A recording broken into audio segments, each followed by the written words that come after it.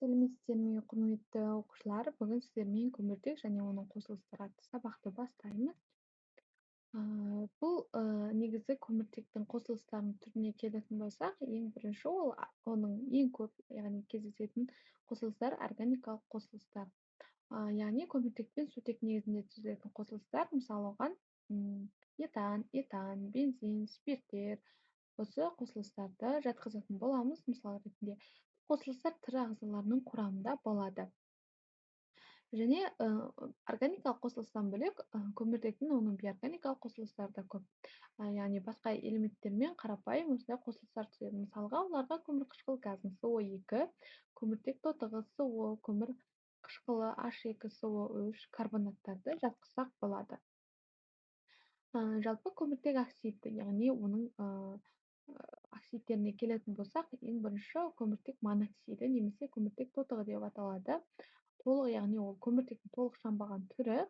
Мысалы, көміртекті оттекпен жандырған кезде толық жанбау нәтижесінде түзіледі. Ол яғни түссіз газ, иіссіз, өте улы.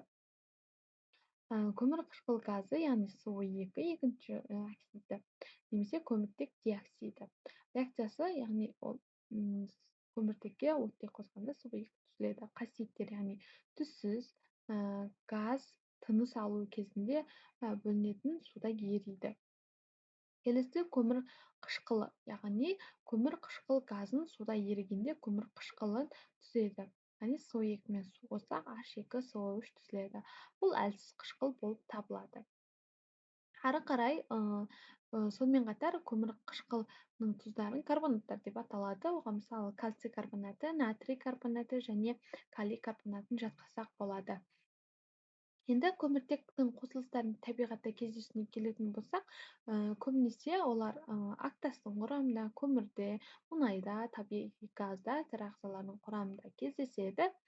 Осы қосылыстарын қолдануына келетін болсақ, олар өнеркәсіпте, отын өндірісінде, химиялық өндірісте, медицинада, мысалы дәрі-дәрмек жасауда, тамақ өндірісінде, газдалған сусындарда осы СО2-ні қосады және құрылыста цемент, ақтас бәрі осы көміртектің қосылыстары қолданылады.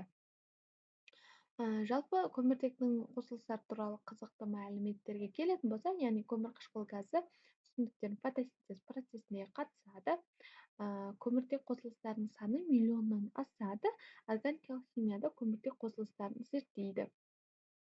Зертханада осы көміртектің қосылыстарымен жұмыс істеген кезде улы газдардан сақтану керек, жақсы желдететін жерде жұмыс істеу керек, қауіпсіздік ережелерін сақтау керек. Жалпы көміртектің осындай қосылыстарының болашағына келетін болсақ, ол өте маңызды, себебі ол бүкіл органикалық қосылыстар көміртек негізінде.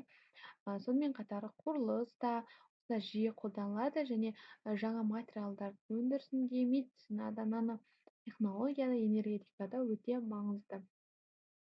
Бүгінгі сабақ туралы сұрақтарыңыз болса, төменде жазып өтіңіздер және сілтемеде берілген тест тапсырмаларды орындауды ұмытпаңыздар. Назарларыңызға рахмет.